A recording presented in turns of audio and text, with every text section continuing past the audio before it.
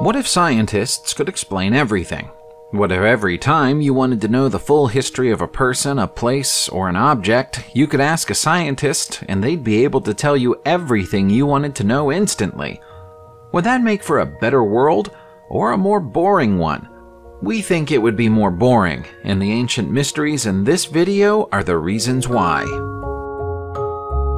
Some archaeological discoveries seem to be so impossible that it's tempting to write them off as hoaxes or frauds. That description could apply to the NAA Figurine. But there are plenty of people who are convinced that it's a genuine artifact. The figurine was found in Nampa, Idaho, USA in 1889 by workers digging a well. As their steam pump reached a depth of 300 feet, it started to spit out clumps of clay. One of those clumps was this tiny shape, no bigger than a dime, with a distinctively humanoid shape. The mini sculpture has a clearly visible head complete with eyes and a mouth, trunk, arms, and legs. There are even markings on the chest which might indicate a clothing pattern. That ought to be impossible because the Glens Ferry formation it was found inside is around 2 million years old. The clay had never been disturbed before because it was sealed below a layer of basalt, and so the figurine would have to be the same age. That would imply that there were humans, or human-like creatures at the very least, around to make it back then, which goes against everything we think we know about history. Unexplained artifacts tend to attract a lot of superstition. That's certainly the case with the monolith of Tlaloc, which is currently found in Mexico City, but was originally discovered in the late 1800s close to Cuautlanchan. The Colossal Sculpture is a representation of an Aztec rain god, and if you ask the people who live close to it, they'll tell you that it possesses supernatural powers. It's likely that it was built in its original location to encourage Tlaloc to bless a nearby maize field with a healthy supply of rainfall, but for unknown reasons, it was abandoned before it was completed. That doesn't appear to have stopped Tlaloc from delivering rain. When the whole statue was moved from Cuautlanchan to Mexico City in 1963, its arrival in its new location was followed by the most severe dry season storm in the region's history. We can only hope that the locals don't attempt to appease Tlaloc to prevent the storm from reoccurring. According to Aztec belief, the only way to do so was to sacrifice young children. It used to be said that wine improved with age, although scientists are increasingly sure that this isn't true. If it were, the contents of the Speyer wine bottle would still be drinkable. This is the oldest unopened bottle of wine in the world, and was discovered in the German town of Speyer in 1867, hence its name. The wax seal is both airtight and watertight, so it's still protecting the contents of the bottle as efficiently as it has been for the last 1,600 years. The Speyer wine bottle was found inside the tomb of a Roman legionary, and so it must have been a funerary offering. There were 6 bottles inside the tomb, but only this one has survived intact. Scientists have considered opening the seal and testing the liquid inside it, but they're worried about the implications of exposing it to the air. There are some experts who believe that the condition of the wine looks worse than it is, and that the liquid is probably still drinkable, but it would take either a very brave or very stupid person to try. Still, we can probably all think of somebody who'd give it a go. Human brains don't tend to survive the mummification process, and nor do they last very long after death in normal burials. In fact, they're generally one of the first things to decompose entirely. That's why the brain that was found in October 2013 is so significant and unusual. It comes from a Bronze Age human, meaning that it stayed intact for over 4,000 years. The discovery was made in Seyitmur, Turkey, at a settlement that was destroyed by an earthquake followed in short order by a fire.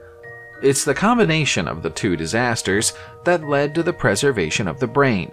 The earthquake covered the unfortunate individual in rubble, and then the fire consumed any remaining oxygen, simultaneously boiling the brain and removing any moisture. Without moisture or oxygen, the brain tissue was unable to decompose.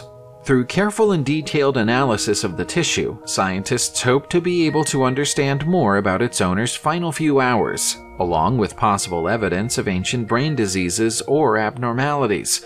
It could ultimately lead to a breakthrough in our understanding of human health during the Bronze Age. Nowadays, if you want to make a globe or a map of the world, all you have to do is consult pictures taken from space, or pictures taken by planes or drones if you want to include finer details. Hundreds of years ago, that wasn't possible, and so the appearance of the world on one globe might differ dramatically from the appearance of the world on another. With that in mind, we think that this might be one of the first ever globes of the New World, by which we mean a world map created after the discovery of the American continent. That makes it a very special artifact, but there are two further points that make it even more fascinating. The first is that we have no idea who created it. The second is that it's been carefully etched onto the shell of an ostrich egg. As was the case with many world maps of the time, monsters have been drawn in the sea, possibly based on the fanciful stories of sailors returning from long voyages. There are even some rumors that the globe was crafted in the workshop of Italian master Leonardo da Vinci during the early 1500s, although without any supporting evidence, we can't confirm that story. If you can look at images of the Saut Monolith in Peru and ascertain the meaning behind the more than 200 unique designs that have been carved onto its surface, you'll be solving a mystery that's been puzzling experts for centuries. The monolith is in Abancay, a site that was densely populated by the Inca between the 15th and 16th centuries. It's by far the most interesting artifact at the site, and it's covered with intricately carved cats, frogs, reptiles, shellfish, canals, and tunnels. There are even terraces, and what appear to be temples or houses.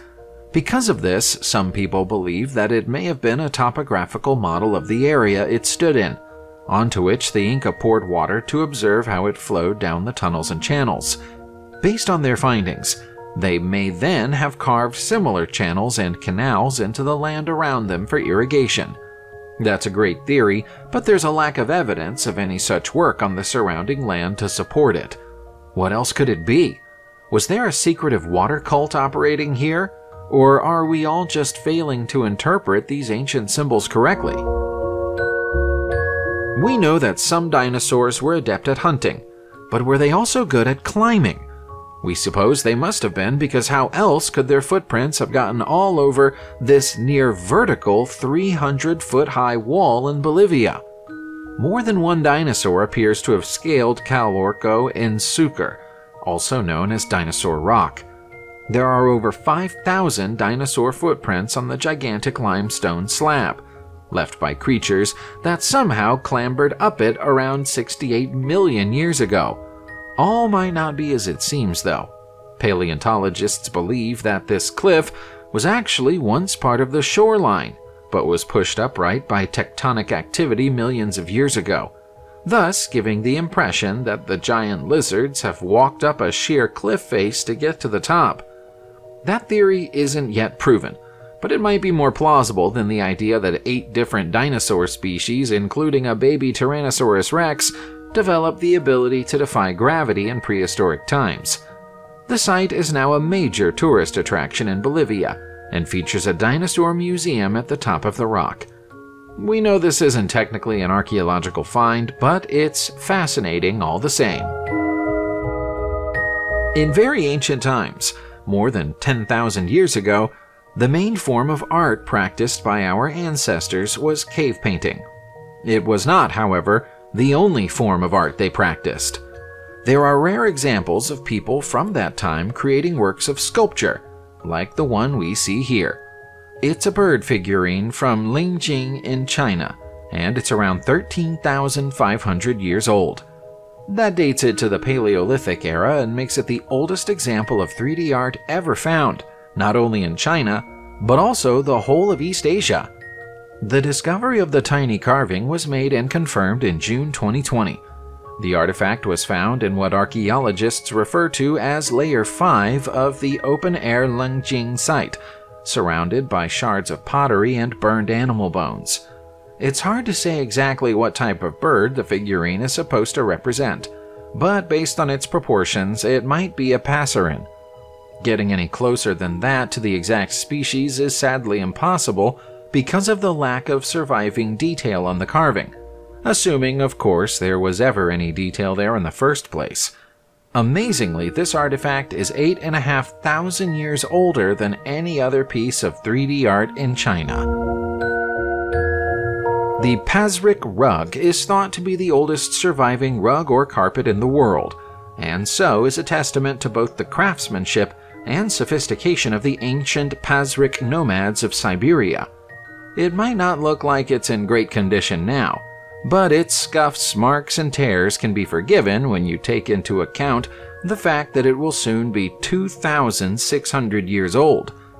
The floor covering was found within the burial mound of a Scythian prince by Sergei Rudenko, a Russian archaeologist, in 1949. Perhaps the most surprising thing about it is that both in composition and style it's very similar to many traditional rugs that are still made today. Materials like this wouldn't normally survive thousands of years, but we got lucky with the Pasric rug because the burial mound had been broken open long before Sergei found it, which exposed it to the freezing Mongolian cold and preserved everything inside it perfectly. While it may have been found in Siberia, experts can't say whether it was made there. The tomb was in the middle of what was once a busy trade route between China and Asia, so its origins could lay anywhere along that route. The Shroud of Turin is one of the most famous and controversial archaeological artifacts in the world. Some Christians will always believe that it was wrapped around the body of Jesus Christ when he was brought down from the cross, and no amount of evidence to the contrary will ever change their minds. To others, it's a hoax, and no evidence to the contrary is likely to change their minds either. Is it possible to get an answer to the question? Let's see. The most recent significant forensic analysis of the shroud took place in 2018 and focused on the numerous bloodstains on the shroud. That analysis concluded that the pattern of bloodstains wasn't realistic in terms of what would be expected to come out of someone who'd been crucified and pierced in the side, and so they were likely the result of an artist or fraudster, depending on your interpretation of the object. Blood spatter analysis of this kind is often performed at crime scenes and is generally thought to be reliable. That, coupled with a 1988 carbon dating process that suggested the shroud was made during the 13th century at the earliest, should be enough to confirm the shroud as a fraud. As we said before, though, that won't shake the faith of true believers. The Sakara Bird really shouldn't be such a big mystery.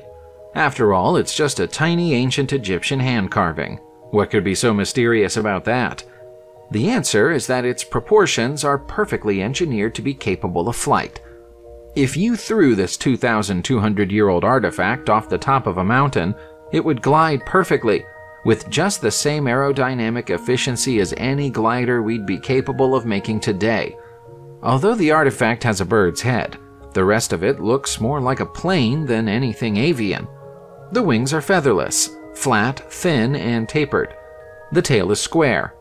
During the 1970s, a curious group of students scaled up the Sakara bird to make a plane-sized replica and demonstrated that it could both fly and glide without any tailoring required. If this had been made in the past decade, we wouldn't hesitate to call it a modern aircraft. But the ancient Egyptians had no aircraft to use as reference guides when making models. Might this have been a flying child's toy of some kind? Or did the person who made this understand the basic principles of flight, even if they couldn't make a powered flying machine? The Omos of Delphi was once thought to denote the center of the world. That's a belief held by the ancient Greeks, who unsurprisingly believed that the center of the world just so happened to be the center of Greece. There are dozens of myths and legends about this ancient stone. One of the most entertaining stories is that the great god Zeus threw the stone into the air to find out where the middle of the world was, and when it landed in Delphi, he decided to leave it in situ. Even the name Omphalos translates into English as Earth's navel. You'll now find it in the Delphi Archaeological Museum, which was built around it. What's uncertain, though, is whether this is the original Omphalos of Delphi or a replacement. When the Greek writer Pausanias visited the Omphalos of Delphi in the 2nd century, he wrote of it being covered in a woolen cloth and adorned with a pair of gilded gold eagles. There's no sign that anything was ever attached to the stone in the museum. It's possible that Pausanias was either lying or exaggerating, but we'll never have any way of knowing for certain. Subscribe to the channel, turn on the notification bell, and enjoy watching new videos on my channel. Thanks for watching, and see you soon!